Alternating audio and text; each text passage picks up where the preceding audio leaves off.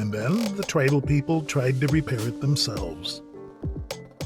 Now, here, another parallel with the megaliths of Yemen. They basically look identical to those in Ethiopia. The building style, the blocks, the size, just the same. And we're back to Yhwh. The familiar megalithic underground tunnels, enormous blocks of very high-quality work. Everything is so polished, even the sides that do not show. The sides that are facing other blocks, they are also polished to perfection. That is why there is no gap. There's no mortar between the stones, and as usual, we see the survivor-style clamps as everywhere else in the world. Here, even the original metal has survived.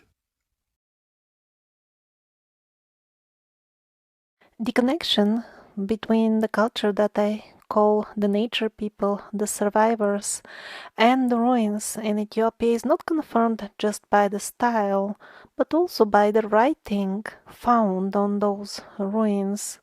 Now we call them European runes and Slavic runes, but apparently they were not exclusive to that region, so again the name given by the mainstream historians is not really suitable.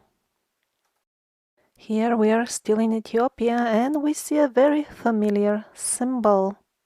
In the previous episodes we saw it on the headwear and other symbols of the Japanese samurais, of Lord Shiva in India, on the flags of the native nations of South and North America. Of course, it is all over the flags of medieval kingdoms in Europe.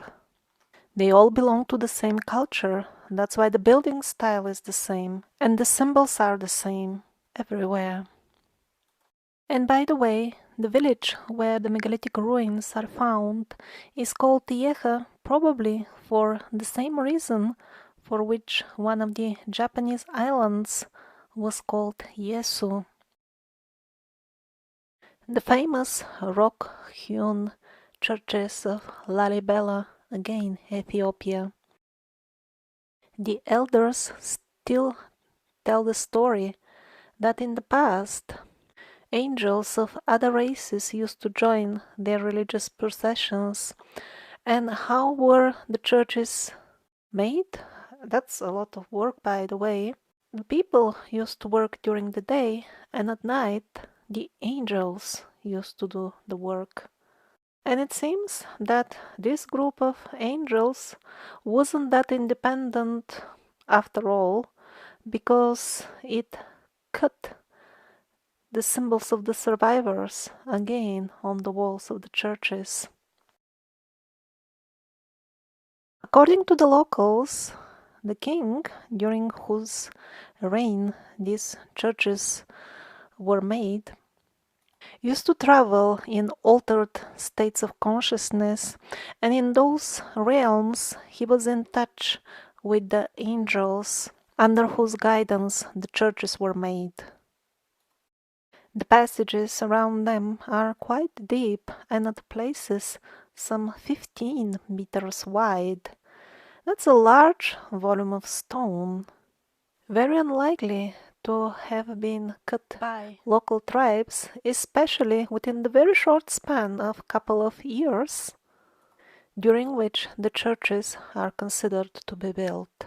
If we take the traditional story about the help of the angels, then the full story is much more believable, especially taking into account how fast they were allegedly built. And as I found out very recently, Ethiopia is very, very rich in rock-cut ruins, in absolutely the same style as we see them in Turkey, in Italy, in great concentration, and also in dozens of other countries. Their distribution covers most of Europe and Asia, and apparently now Africa. The same rock-cut rectangulars, which are typical for the early stages of rock cutting. All this is in Ethiopia only. And then the Derunkuyo style rock cut cities. These cavities here are rooms.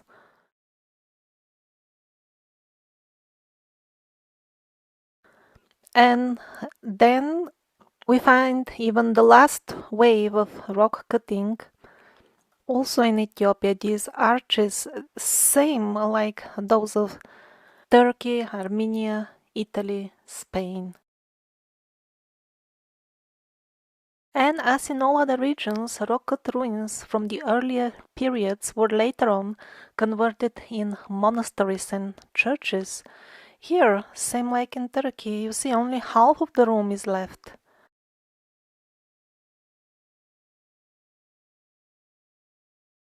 That is why they had to add patches, otherwise the rooms would be useless. The monks would roll down the cliff as they sleep, for example.